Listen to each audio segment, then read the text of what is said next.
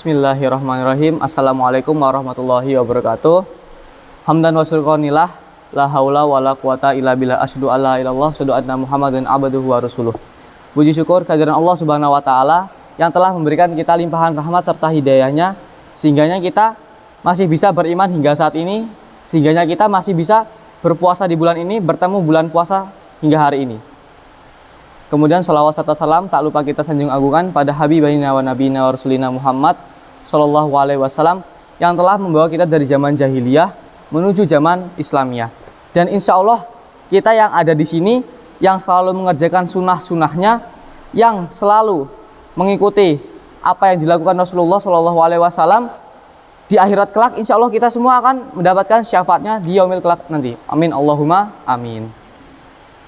Teman-temanku yang insya Allah dirahmati oleh Allah Subhanahu wa taala, pada hari ini kita sedang menjalankan ibadah puasa Ramadan. Jadi puasa Ramadan ini kalau misalnya kita bisa alhamdulillah, syukur-syukur bisa lurus banget. Nah, itu apa rahasianya? Nah, Allah berfirman dalam surat Al-Ankabut ayat 45.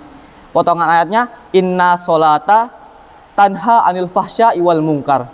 Nih, kalau diartikan secara spesifik begini. Inna sholata, sesungguhnya sholat mencegah dari hal fahsya wal mungkar. Nah, apa itu fahsya? Fahsya itu adalah suatu keburukan yang timbulnya, yang datangnya dari syahwat. Seperti berpacaran, LGBT, menonton hal-hal yang tidak perlu ditonton atau yang tidak pantas ditonton, dan wal mungkar. Apa wal mungkar? Wal mungkar itu seperti mencuri, menggibah, dan yang lain-lain. Pasti teman-teman bisa mengaplikasikannya ayat tersebut di kehidupan sehari-hari. Jadi kalau misalnya kita sholatnya alhamdulillah bagus, lancar, ya pasti kita akan terhindar dari dua hal ini tersebut.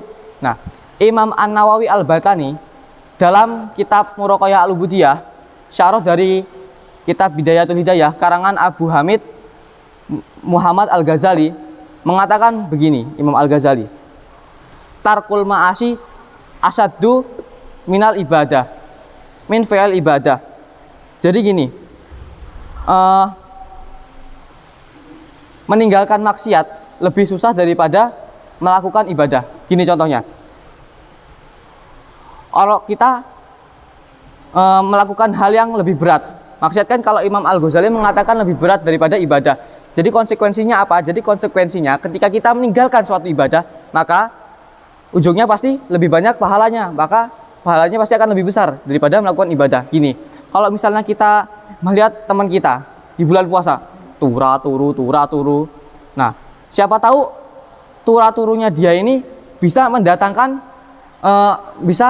dia bisa meninggalkan suatu kemungkaran, seperti dia bisa meninggalkan gibah. Yang tadinya dia nggak turu, dia bisa jadi iri. Kalau misalnya dia nggak turu, bisa aja dia ngerasani temannya. Kalau dia misalnya nggak turu, bisa aja dia maling. Jadi pas dia puasa tapi dia turu lebih baik daripada dia puasa daripada melakukan kemungkaran tersebut. Nah, jadi konteks dari meninggalkan maksiat lebih berat daripada melakukan ibadah ya seperti itu. Kalau misalnya kita aja dah sholat tahajud seminggu, puasa sebulan, udah merasa paling suci, udah merasa paling baik, itu yang salah dari diri kita sendiri. Kita ngelihat orang yang turu tadi, nah ya kita nggak tahu, walaupun kita dah ahli ibadah, seorang abid, tapi kita masih ngerasani orang lain, maka masuk akal kata Imam Al-Ghazali begitu. Wong kita sholat, dah ahli ibadah, tapi masih ngerasani orang lain. Jadi kalau Imam Al-Ghazali mengatakan begitu, tidak mungkin ahli ibadah itu bisa melakukan tarkul ma'asi. Apa itu? Meninggalkan maksiat. Kecuali illa sidikun, kecuali orang-orang yang imannya emang udah bagus, udah top, udah mantep. Nah, jadi kembali lagi ke konteks awal yang Allah firmankan dalam Quran surat Al-Ankabut ayat 45, inna sholata tanha fahsya iwal mungkar. Jadi kesimpulannya teman-teman, lebih baik kita meninggalkan maksiat daripada kita melakukan ibadah, ya. Wong orang yang ibadah aja masih sering gunjing, masih sering iri, ya. Jadi semoga harapannya teman-teman ke depan itu bisa untuk meninggalkan maksiat, karena itu sangat berat. Nah, kalau misalnya kita bisa meninggalkan maksiat itu, maka Imam Al-Ghazali mengatakan ya ila sidikun, itu berarti kita termasuk orang-orang yang imannya udah bagus, imannya dah top, dah mantep. Mungkin sekian dari saya, kurang lebihnya saya mohon maaf. Nun wal qalami wa masurun fastabiqul khairat. Wassalamualaikum warahmatullahi wabarakatuh.